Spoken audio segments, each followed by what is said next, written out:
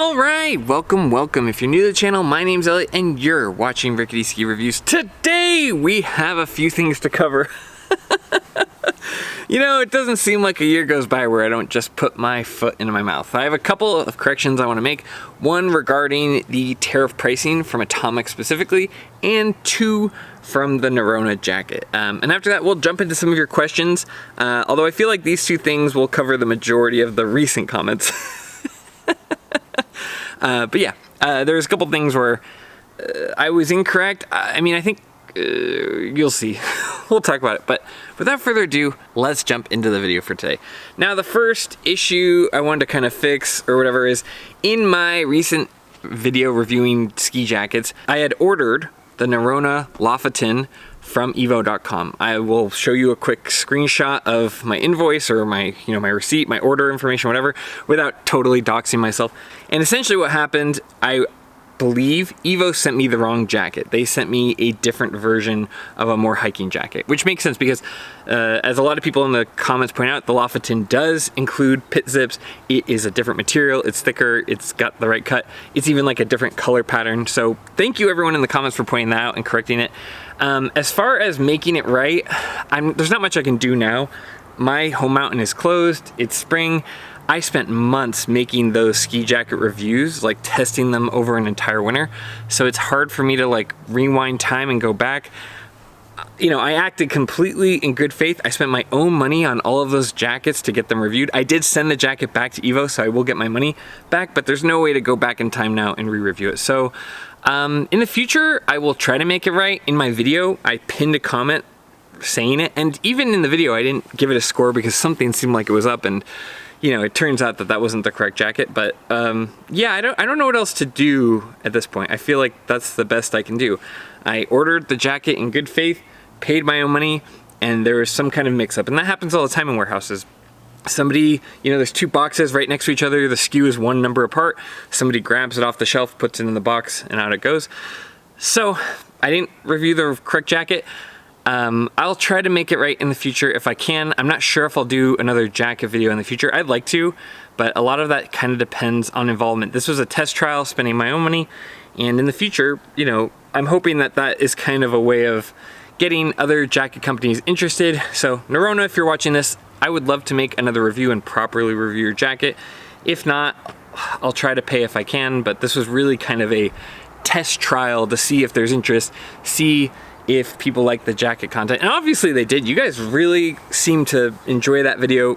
A lot of people viewed it, so I can't make any promises, but I'd say it's very likely I'll try to do it again, and I will try to make it right to Norrona going into next season. But like I said, that video took a lot of time to make, and I can't just snap my fingers and make it right away. The other big thing I wanted to talk about, I got messaged by a couple of industry people who remain anonymous, but they explained to me that what I was seeing on Atomic's website wasn't actually tariff pricing. And I'll explain it a little bit more, but essentially what was happening is I noticed that Atomic's prices had gone up around 200 to 150 bucks depending on the ski. And what actually happened was there are two things, and it's really confusing. There's MSRP and MAP. Right, MAP. There is what the skis have to sell like at a maximum, like what they can actually sell for, and that's MSRP. And so what Atomic has is the actual MSRP. But if you go to evo.com, Ski Essentials, any of those retailers, they say MSRP. Well, it's not technically MSRP, it's what they call MAP. MAP fluctuates throughout the year. How most companies work, or my basic understanding of it, and maybe I'm getting this wrong, is that the ski manufacturer will go and tell everyone a lowest price that you can sell your ski for, right? So let's say it's getting into springtime, they say, hey, you can sell the Atomic Bent 110 for $450, and that's the lowest you can sell it for. Now, some retailers may say, hey, we don't have a ton of inventory of this. We think we're gonna do fine if we still sell it at 500, whatever. But it basically keeps everyone from having a race to the bottom for ski prices and allows everyone to kind of play fair, and it's a way that the manufacturer can control pricing. But essentially what I was seeing was not tariff pricing.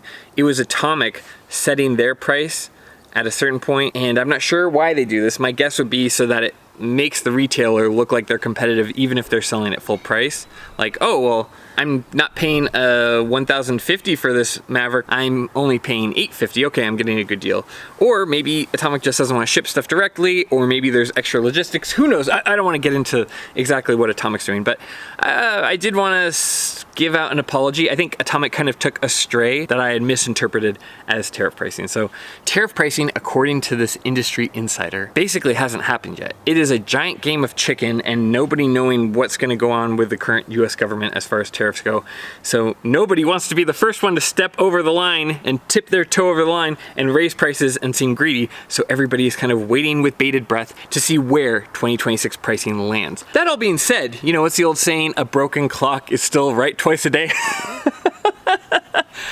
My main point of the video and pointing out deals is still correct. We still don't know if we're going to see price increases with tariffs or just across the board price raises in anticipation of future tariffs. So I still stand by my statement that now is a really good time to buy skis because there was such overproduction after the boom of COVID, and because there may be price raises in the future, if at all. I mean, it seems like every other day we hear something new about tariffs.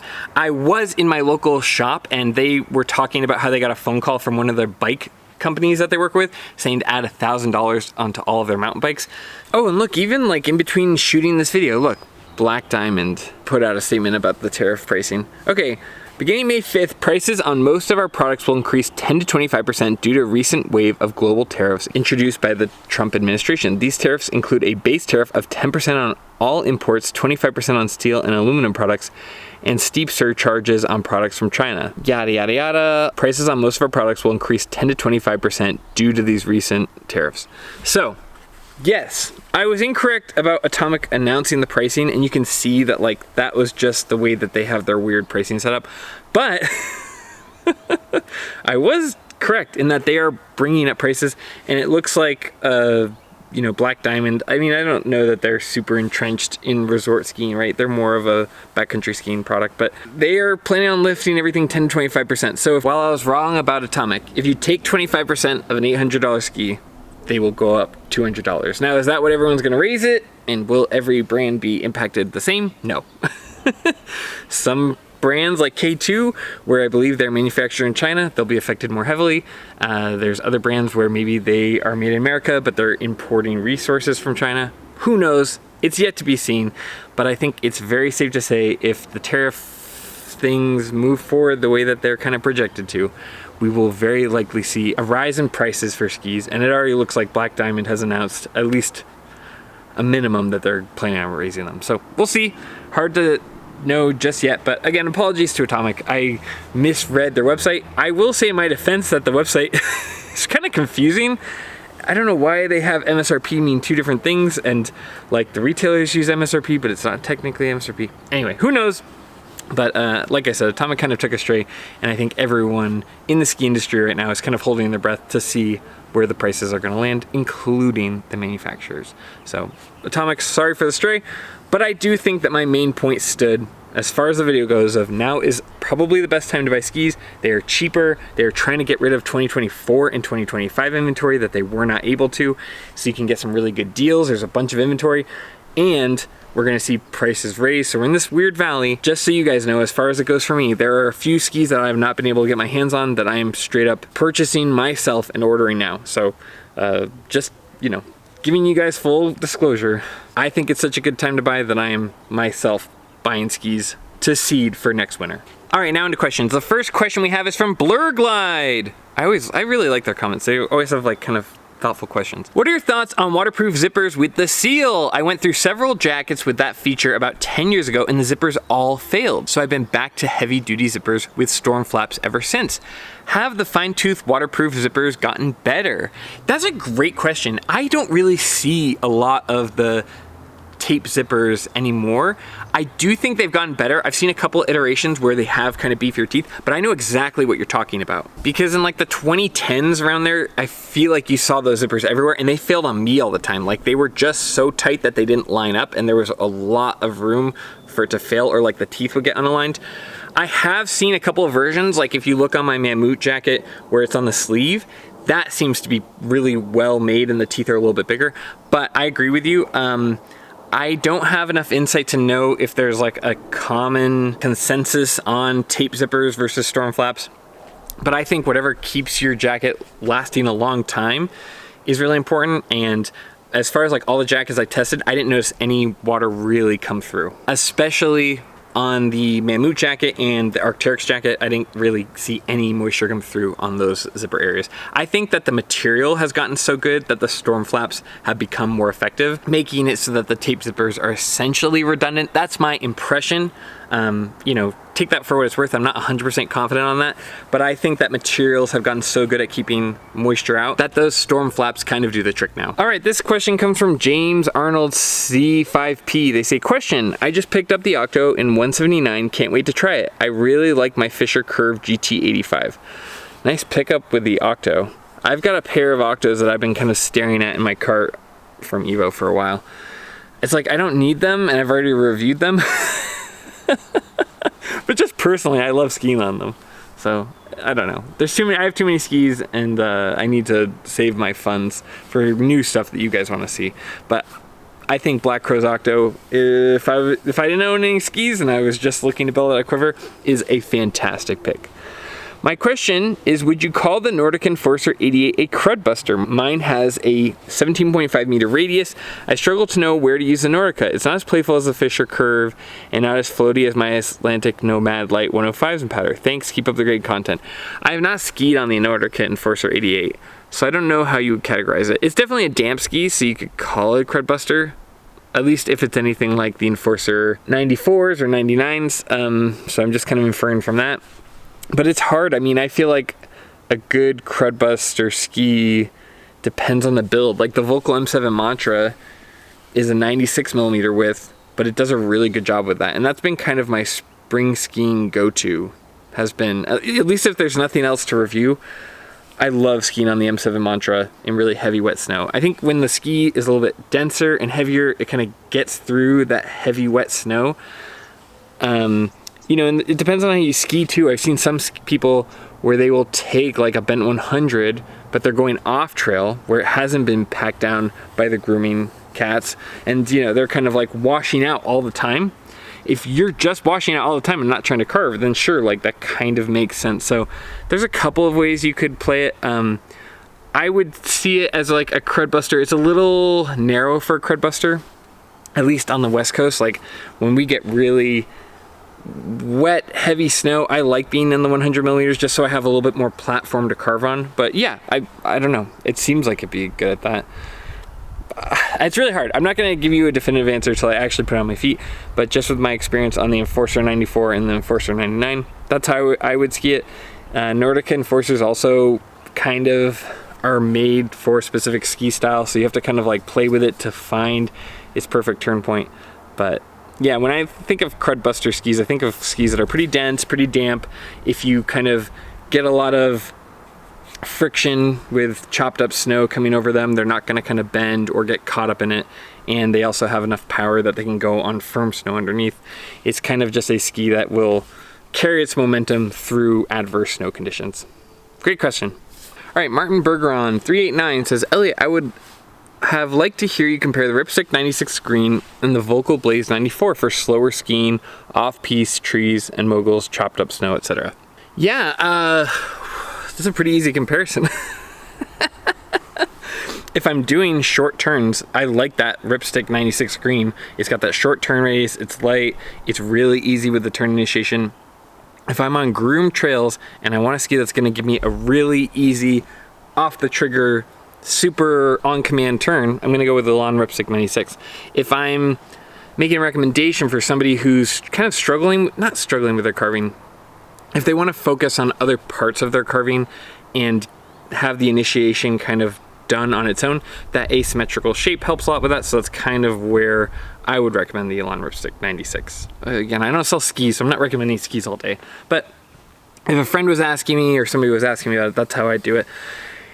Versus the Volkl Blaze 94, I feel like it carves fine. It does a great job. It's really fun for kind of the quick short radius turns on like steep hills where you're kind of throwing them back to back. But they are pretty light. They're not super damp. But that being said, when you talk about like off trail or in the trees or in the woods, I would 100% rather have the Volkl Blaze 104. Now you're asking about the Volkl Blaze 94, which I have not skied, so I can't give you a comparison. But if I was just talking Ripstick 96 versus Volkl Blaze 104, the 104 is so light, it's so good in powder, it kind of gives you that big open tip with not a super wide tail, so you can kind of have easy flotation. I'd say for light amounts of powder, it's my go-to ski because it allows me to kind of make those hop turns, be really maneuverable, but also have enough kind of buoyancy that it can float well in surprise powder. Now, once you get over, I don't know, somewhere between 6 to 8 inches of snow and above that, that's when the ski is gonna kind of struggle because it's not a designated powder ski. But for a light powder ski, it's so fun. And if I was touring, I'd rather be on the Blaze 104 because it's such a lightweight ski, because if you're kind of in the brush and the bramble and it's not really manicured like on resort skiing is, I'd rather be on the Blaze 104 in the moguls as well.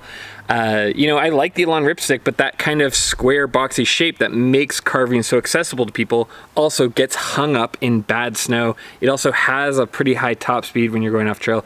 So the Blaze 104, for my money, you know, if I was looking at these two skis, if I'm going off trail, Blaze 104. If I'm going on trail and I'm really have someone who's trying to focus on easy turn initiation and short radius turns, Elan Ripstick. So I know I'm not answering your question exactly, but I try really hard not to talk about skis I haven't actually put on my feet. There are so many skis out there, and when I see people comparing things, I'm like, do you actually know? Have you actually skied on both of those skis? So that's my honest opinion, and you know, I'm gonna kind of pivot from your actual question with a ski I've really skied on. But great question, and thank you for writing in.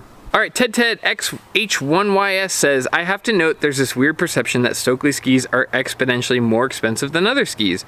Are they twice as much in some cases? Yes. Is twice as much still less than 1,000 more? Yes. Given how much money people throw at skiing, tickets, travel, hotels, lesson, clothing, etc., it's a little strange how up in arms people get about skis that are on average about 350 to 400 more than other higher end skis, especially given their consistently positive feedback. People sort of act like you're paying to go from Fiat to a Porsche, but most people that can afford to ski regularly can afford to pay $400 more for their skis.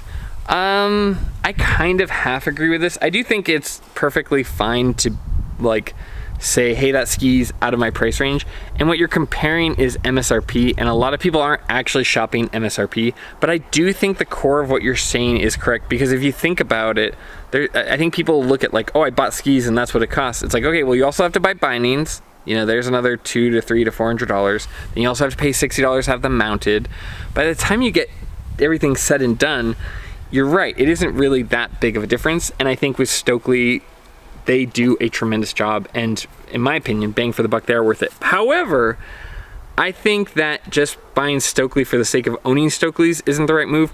I would get a Stockli for what it's good at, and that's for carving on really firm conditioned snow, for getting a smooth carving turn, for getting a perfectly timed smooth turn. I think that if you're going out expecting it to be your powder ski, expecting it to do everything, that's where you're not going to find the value out of Stockli. It's honestly kind of the same way I feel about DPS, where like DPS, one of the best feeling powder skis on the market. Yes, they're very expensive, but if you line them up for what they're good at, they do a really good job. They also make good carving skis for soft snow, but I don't think it would be my first choice for a really firm, like hard packed day, which is where Stockli's really good. So I think that both of those skis, yes, they're expensive, DPS and Stockli, but if you kind of get them focused on what they're really good at, you are getting the best performance. They are really fun, and you know, like, I think for a lot of people, they'd enjoy them a lot and get their money's worth if they're skiing a lot of days. But you have to admit that they don't go on sale like the rest of the skis, right? Yes, Blackcrows skis are, you know, they start at between let's say the Justis, what is that, like $900 to $1,000. But like right now, you can find it for $700-800, whereas you're not really going to see that with the Stockli. So I think the gap is a little bit bigger, partially because of the sales. You do see Stockli skis on sale, but only when they're doing a refresh. So it's hard to blame someone. If someone is out there buying a Salomon QST 92 for $450 versus a Stockli for $1,000, now that's a bigger gap. And the Salomon goes on sale and the Stockli doesn't. But I do see your main point of like a few $100. If it's something you're actually going to enjoy, then totally go for it. But if you're somebody who is just kind of skiing off trail and you're gonna wash out your turns anyway, you're probably not gonna get full enjoyment out of the Stockli. But if you're somebody who really likes to carve and really has that dialed in and wants to feel a smooth turn, then you're gonna get the value out of it. So I always try to look at it like, what are you actually getting out of your money spent, right?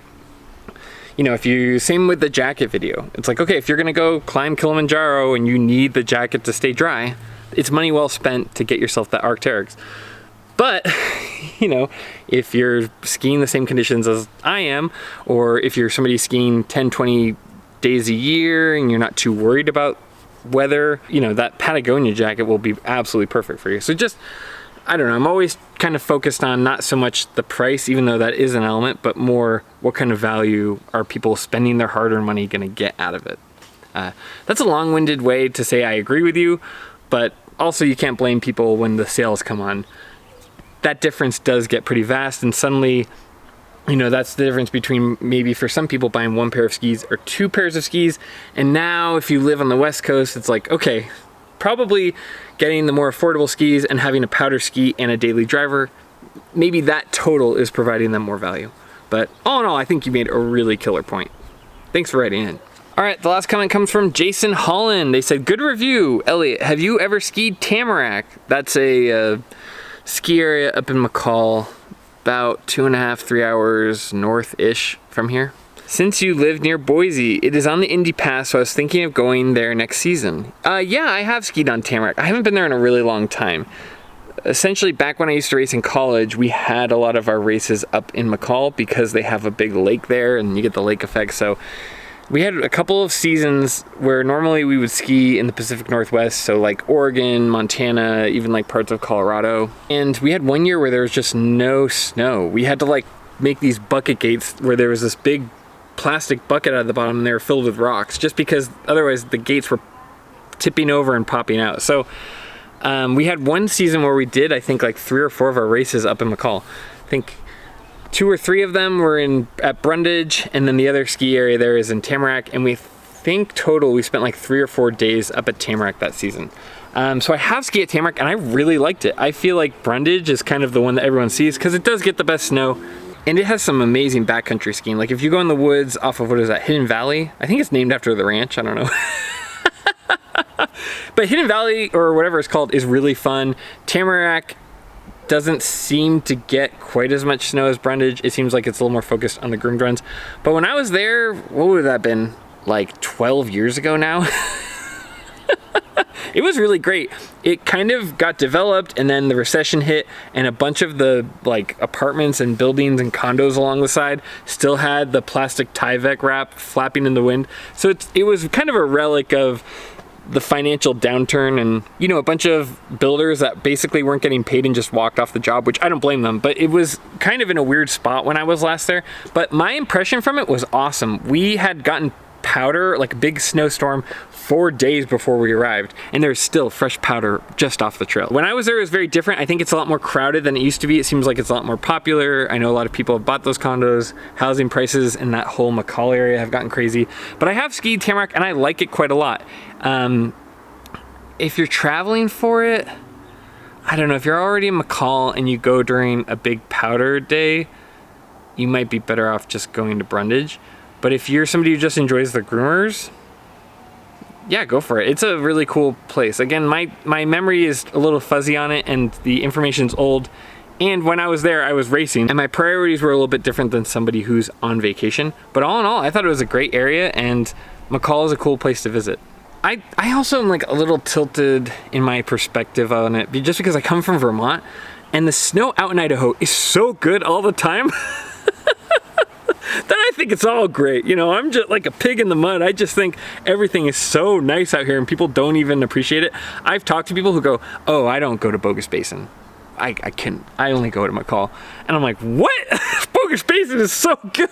And like, I like Brundage, but compared to Vermont, it's like, they're both way up here compared to Vermont skiing. And so it's like, okay, maybe Brundage is like 10% better. And I have friends where they have second mortgages so they can go ski at Brundage. And I'm like, I like Brundage, but I don't know if it's second mortgage good. Anyway, so that's my answer. I like those areas, and it's definitely a treat whenever I get to go up and ski in McCall, which is, you know, maybe once every 3 or 4 years. I enjoy it. I think it's a cool area, but you know, I think all of Idaho is really good and it's hard to go wrong. But yeah, if you're going up there, definitely hit up Tamarack. I will say if you get a surprise bunch of powder, go to Brundage. I think you'll find that it's worth it, and enjoy your time in McCall. Thanks so much for writing in. So anyway, that's the end of the video. Sorry it's kind of a short video today. It is currently leaf blower season, and it seems like every 5 minutes there's a new leaf blower going off somewhere, making it impossible to record. So in the future, I am trying to build out a little studio where I can shoot that's not going to be as affected by weather or just like noise pollution. So that may come down the line in the next like 3 to 6 months.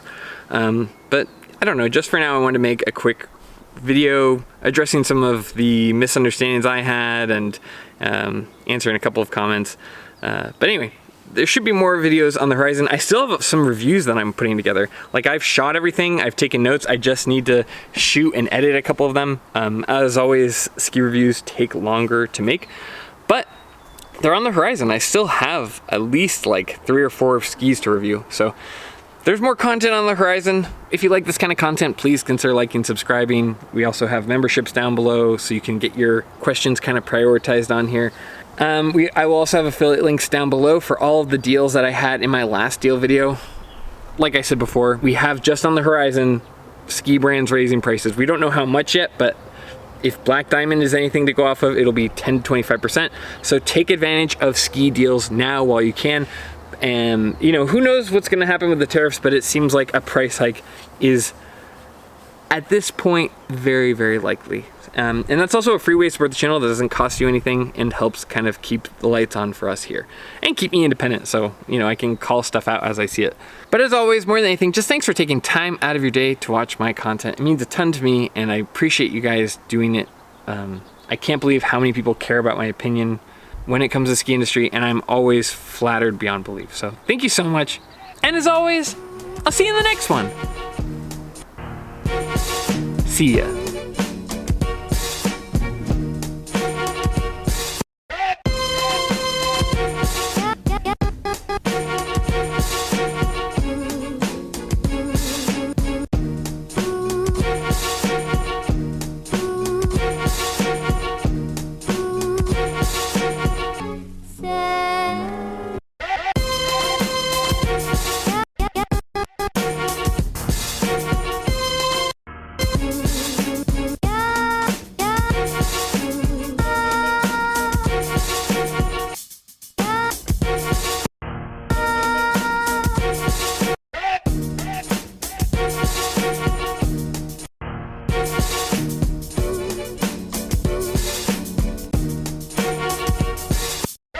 Le soleil se